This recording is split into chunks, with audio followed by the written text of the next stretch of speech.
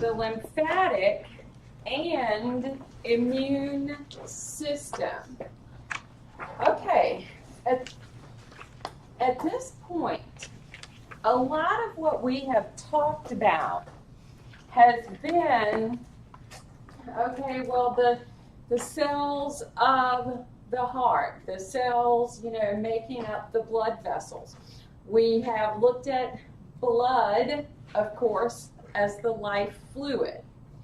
What we're going to find now for the lymphatic and the immune system, one of the things we've got to think back to, we've got to think back to Chapter 18.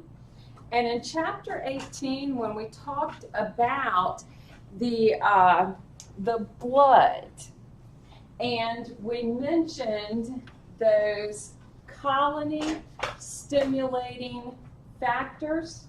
Remember how we had the one huge cell and it would give rise to the rest of the blood cells? Okay, does everybody remember that? We had like the colony stimulating factor for the red cells. We had them for the white cells. The colony forming unit? And that would create the colony forming unit. And from there, we got our cells. Like we got the red blood cells. Under the white blood cells, we've got all of these other ones. We've got the neutrophils, we've got the basophils, we've got the eosinophils, we've got the lymphocytes, we've got the monocytes. All right? We've got to go back to thinking from that chapter and recognize that the cells of our lymphatic and our immune system are coming from the bone marrow. All right? Because these cells have their origin where they do, okay, we're going to find that there are different ways that they can be making their way to the area of the body that they need to be. Some of them are going to need to move around in the blood. Some of them are going to migrate to connective tissues. And in the connective tissue, they might move around in the connective tissue, or they might be stationary. Their job, of course, is to carry out taking care of anything that's going to be foreign and trying to invade our bodies. Basically, we're going to try to keep anything from the outside that tries to breach us. So everybody knows what it means to breach something, right? On the inside. Now, with this system is going to have a series of vessels. Now, we've just finished talking about blood vessels, okay? This time, we're going to have vessels similar in structure, and they are pretty much going to run beside blood vessels. The other part of this, when we look at the lymphatic system, when we talked about the blood vessels, with the blood vessels, I tried to get you guys to recognize that at my cellular level, all right, these cells are surrounded by extracellular fluid, and it was at this level that exchange occurred, where we found those capillary beds. Okay? Does everybody remember? Hopefully y'all remember that. It was just last week. Okay? This set of vessels that we're going to see now, they actually begin at this level. So what you're going to find is a little lymphatic capillary, and this is the area that it begins. Okay?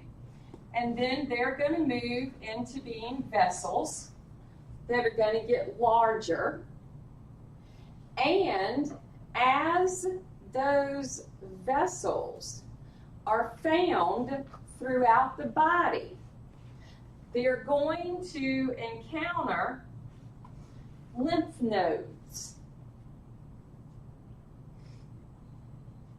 And as they continue to make their pathway, all right, with their fluid, all right, their fluid is not blood, okay? But as they continue to make their pathway, they are going to return to the heart. And the fluid that they carry is going to be super clean when it returns to the heart. So, this system is important to helping get rid of any pathogen in the body. The system, like I was saying, we've got to think back to chapter 18 and the bone marrow.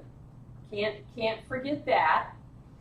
We're going to look at different organs, okay, lymph tissue that's making up this system, and we're going to look at the vessels, all right, and we're going to look at all the different parts of this system. The lymphatic system,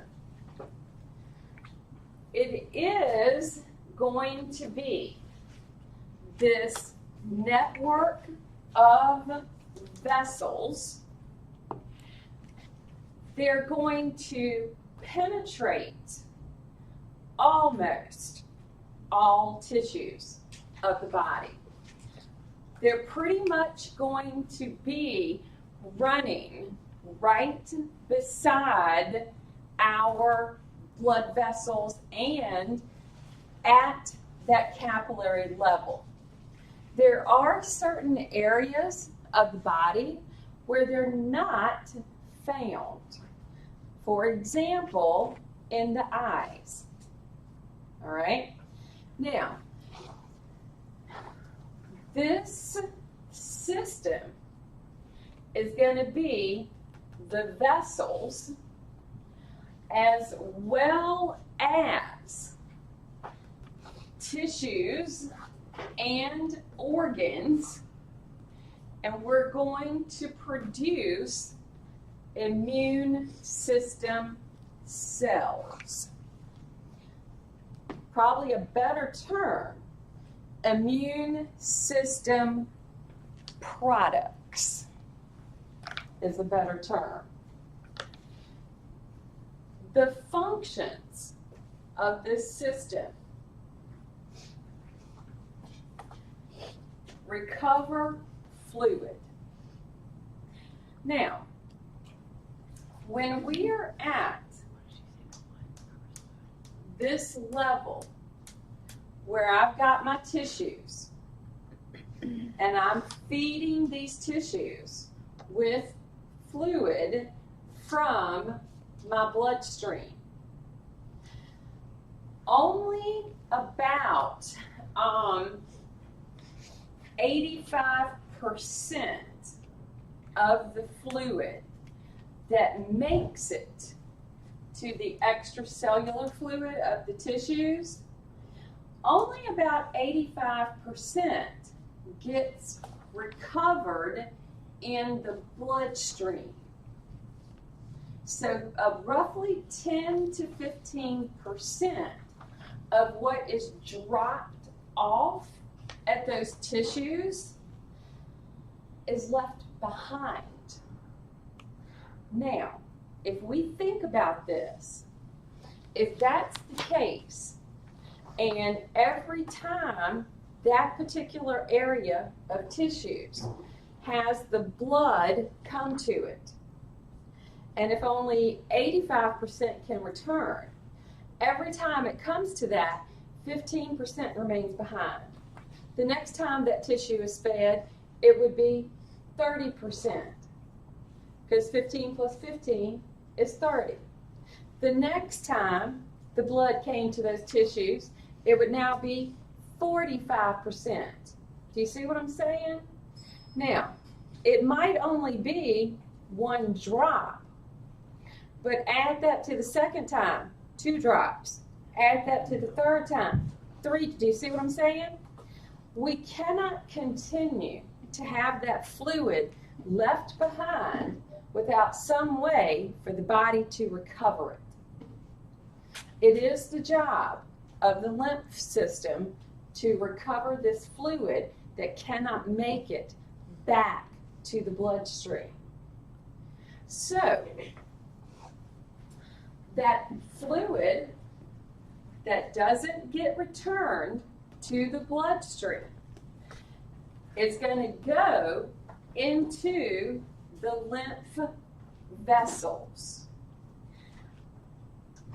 That comes out to be roughly 2 to 4 liters per day that will make it into the vessels of the lymphatic system.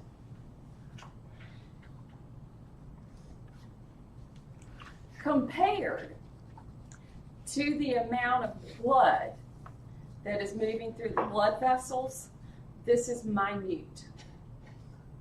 All right? This is a very small percentage of the fluid compared to what we see in blood.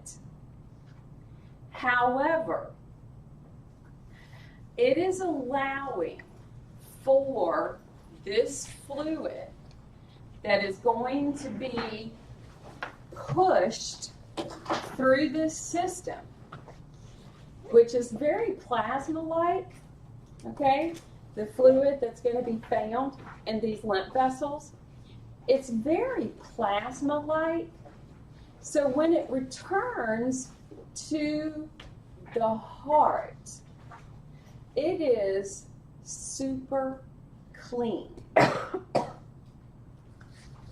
In other words, it is a fluid that has passed through bunches of lymph nodes, and anything that may have been found in that fluid has been super cleansed. And that gets to return to the heart, mix with the blood, and get pushed through the body. So your lymph nodes is like kind of like it filtrates stuff? It's a filtration system. Mm-hmm. The second job of the lymphatic system, immunity. When we talk about the immunity, when the fluid is picked up, okay? So here we are at the cellular level, and they're trying to represent my lymph vessels, okay, my lymph capillaries, all right, and the fluid that will move into them, okay? When that fluid gets picked up, it's picking up foreign cells meaning anything that shouldn't be there, okay? It can also pick up chemicals, such as toxins that we may have been exposed to. We're going to see that the fluid that gets picked up at these capillary levels, they make it into bigger vessels. The bigger vessels make their way to a lymph node. I'm sure you guys are all familiar with these, right? Okay. Usually, if you're getting sick or something, you can actually feel them if they get swollen. Why? Fighting it off, I guess, or They Yeah. collecting all the toxins, so they. It's a really interesting reason why it does it. They are having to proliferate immune cells. So cells that are going to be needed for that particular pathogen need to be replicated. And the lymph nodes have the ability to help this happen. So it's really kind of cool. So the fluid passes through the lymph nodes. The immune cells located in those lymph nodes. What immune cells? T cells, B cells. T cells, B cells, macrophages, all right? As they move through the lymph node, if those immune cells need to, they can become active and basically mount an immune response. If we don't need a full-scale immune response within the lymph node itself, it'll just simply take care of the foreign object, the foreign cell, so to speak. So these are two major things that this system is going to do.